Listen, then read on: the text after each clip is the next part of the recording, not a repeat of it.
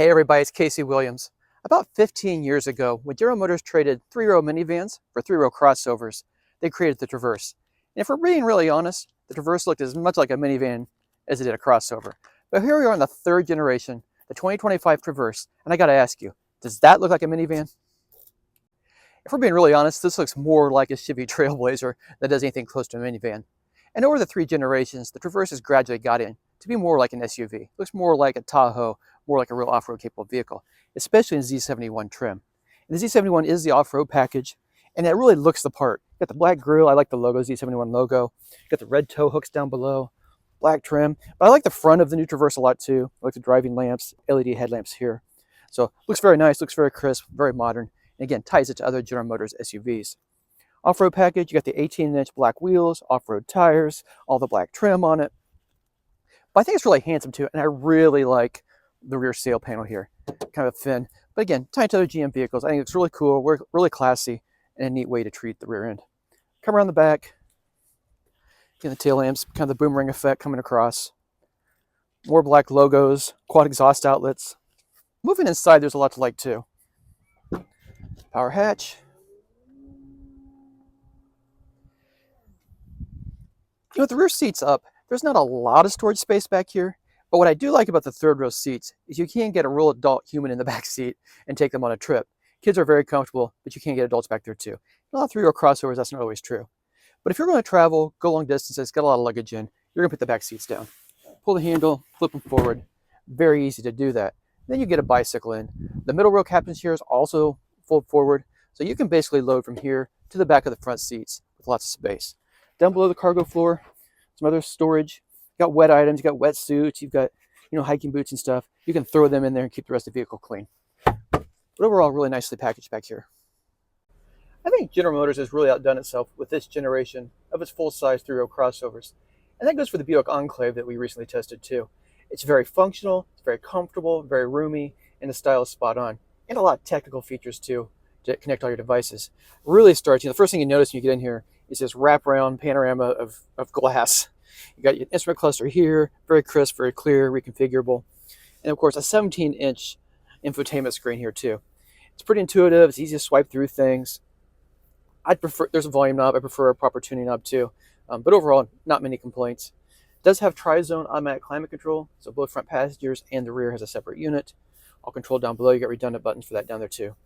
So I think it looks really nice, looks really classy, very easy to use. Apple CarPlay, Android Auto. You've got wireless phone charging down below.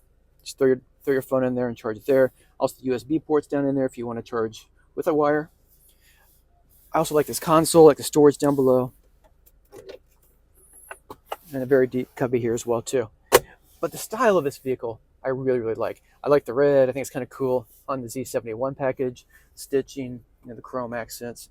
So a lot of little touches just to make it a lot better. Nice thick leather wrapped steering wheel, the contrasting stitching, Z71 logos, and the Z71 here in the headrest, and red stitching as well. This has the Bose audio system, 10-speaker Bose audio system.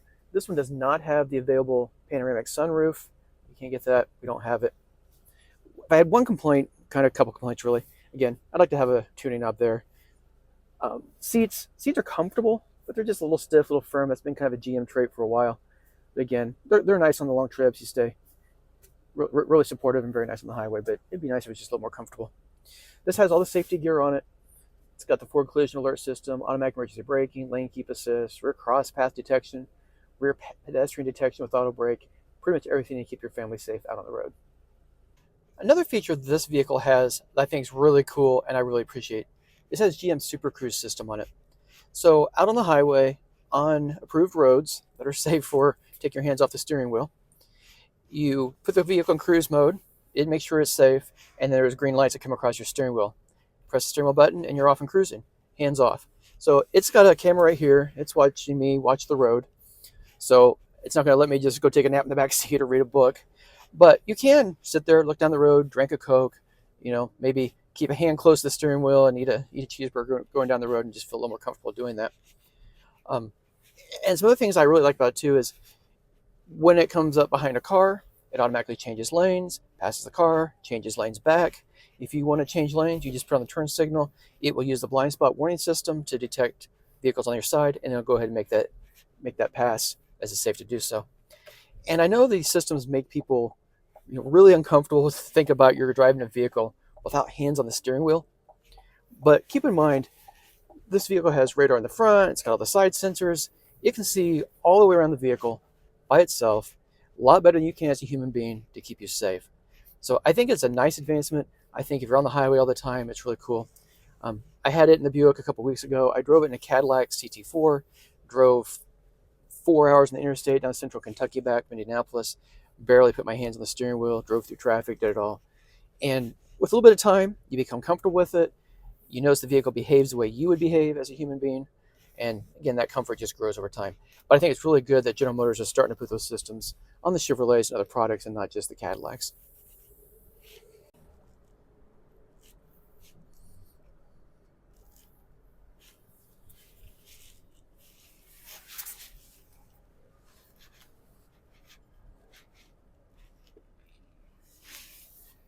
Chevrolet is really firing on all cylinders with the 2025 Traverse, even if it's only 4 turbocharged cylinders. And it has certainly come a long way since it was just a glorified minivan, especially in Z71 trim. I really like the way this vehicle looks, drives, and feels. There are some controls that are a little bit confusing, but overall, very nice ride. So let's talk about price. And it's not as expensive as you might imagine. Not cheap, but not terrible. So the Traverse starts at $37,600. This one, Z71, pretty much all in, $54,900. And I think if you shop that against, a Ford Explorer, Honda Pilot vehicles like that, you'll find it pretty competitive. Well, next week, another fun car. Until then, storm forward.